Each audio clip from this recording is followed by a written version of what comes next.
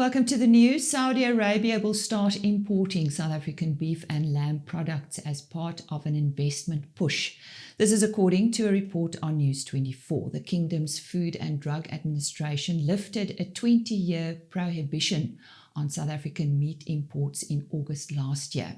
Final approvals for shipments of halal cuts to the Middle Eastern nation are now in place.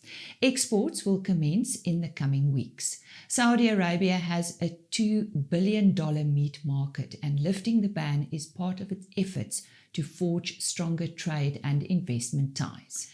Viticulture experts recently submitted their second estimate for the anticipated 2024 wine grape harvest.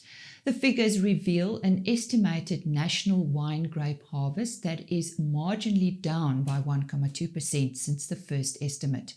While it is higher than the 2023 harvest, Etienne Terblanche of Vinpro says that it is still below the 5-year average. Most wine-growing regions benefited from an excellent winter characterized by low temperatures, which positively impacted vineyard winter rest.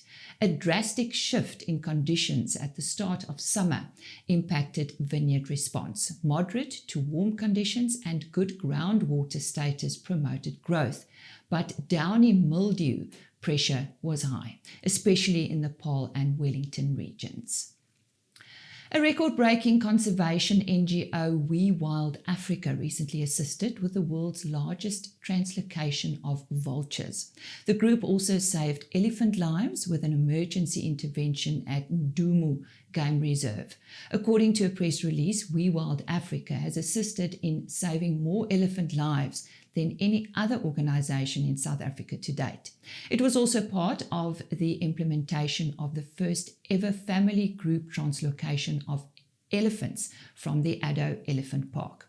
Other firsts include the first ever rewilding of zoo-born cheetahs from the United Kingdom and Canada to historic elephant capture missions and the rewilding of smaller species across the continent. Plaas will air an in-depth interview with role players soon, so watch this space. The Citrus Growers Association of Southern Africa recently announced that high schools across South Africa are this year offering a qualification in citrus production. Over 450 learners at 16 schools will be enrolled in the Citrus Secondary Program in 2024. Pioneered by the Citrus Academy, a subsidiary of the association, the Citrus Secondary Program provides an opportunity for learners to achieve a recognized plant production qualification while at school. It is offered by schools in citrus-producing regions. This educational opportunity is facilitated over 2 years and is aimed at grade 10 and 11 learners.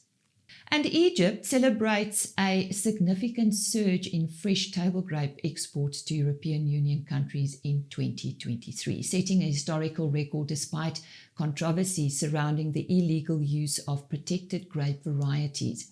According to a report by Fresh Plaza, Egypt exported over 70,000 tons of fresh table grapes to the EU from January to October last year. This marks a more than 1/3 increase on the entire 2022 calendar year. The month of June was pivotal for achieving the record volumes, with Egyptian exporters boosting sales by 50% compared to the previous year.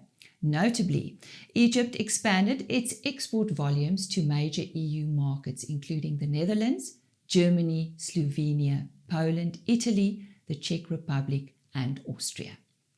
Dairy farmers and food service providers in KwaZulu-Natal have been left to cope with the aftermath of severe infrastructural damage to roads, which is hindering logistics and operations. This follows 6 weeks of heavy rains, severe thunder and lightning storms with torrential winds and hail in the province.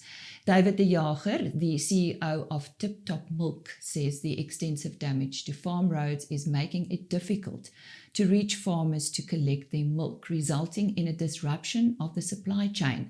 Role players have called for urgent and united action by government, local municipalities, stakeholders, and leadership to attend to these concerns. And that is today's news.